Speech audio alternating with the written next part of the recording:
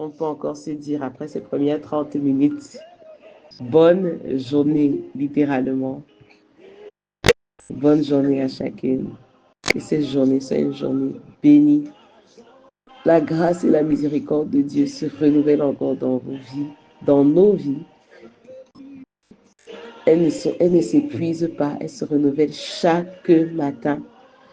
On rend grâce à Dieu. Est-ce que chacune peut acclamer et rendre grâce au Seigneur pour ce qu'on vient de faire? Parce que tu prends possession de ta journée et tu enlèves, tu n'es pas ignorante, tu ne te réveilles pas avec vraiment des choses bizarres qui ont été plantées en toi, dans ton sommeil, à travers toi, dans la nuit. Tu prends possession durant la dernière heure, durant les dernières 30 minutes de la veille, la quatrième veille. Amen. Alléluia, alléluia. Pour ceux qui se connectent, ce que j'expliquais, c'est que le Seigneur, les années précédentes, les 4 différentes éditions, on commençait ce programme à 6 heures. C'est vrai que moi, je me réveillais à 5h30 pour prier, intercéder, me préparer pour le programme à l'avance. Mais cette année-ci, le Seigneur dit qu'on commence à 5h30. Donc, moi, je dois me réveiller plus tôt que 5h30 pour préparer la session. Et pourquoi? Parce qu'en début septembre, le Seigneur nous a permis de faire un programme très puissant de veillée de prière. C'était pour ma famille. Et on a suivi le canevas des veilles de prière. Il y a différentes veilles de 18h à 6h, les heures de noir, quoi. Parce que c'est sur 24 heures, il y a 12 heures dans le noir et il y a 12 heures dans la lumière. Et les veillées de prière, d'habitude on le fait le soir. Pourquoi? Parce que dans le noir, il y a beaucoup d'activités, des ténèbres. Il y a beaucoup d'activation des choses des ténèbres. C'est pour ça que les veillées de prière, on le fait d'habitude de 18h à 6h. Et donc, ce programme-là qu'on a fait en septembre, c'était très puissant. Et on a suivi l'ordre, en fait.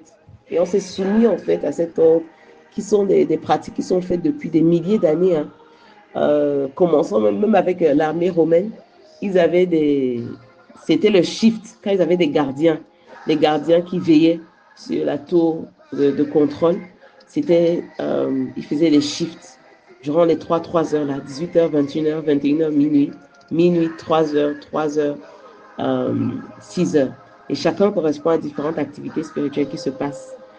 Et donc la fin de la veillée de prière, c'est d'habitude entre 3h et 6h.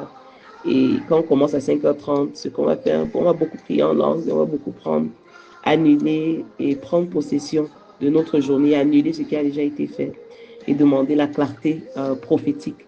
Si vous remarquez même des fois des rêves dont tu te rappelles le plus, je ne sais pas si tu vois ça. Moi, en tout cas, j'ai vu ça dans ma vie. Les rêves que tu te rappelles le plus, ce sont les rêves du petit matin, là.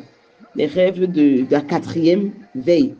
Les rêves de... Oui, c'est les rêves qui sont les plus vifs, les plus vivides dans ta pensée. Donc, c'est une heure vraiment très stratégique spirituellement.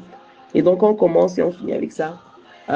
C'est pour que dès 6 heures, nos pensées sont claires et voilà, prêts pour recevoir et on reçoit l'enseignement et on prie par rapport à l'enseignement. Donc,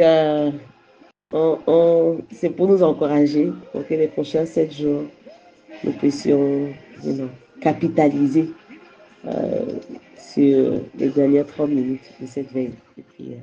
Amen.